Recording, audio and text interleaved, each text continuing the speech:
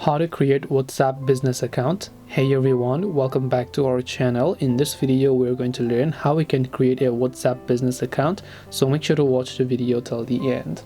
Now, creating a WhatsApp business account is simple. You just have to open your Play Store and then make sure that you download the WhatsApp business application here.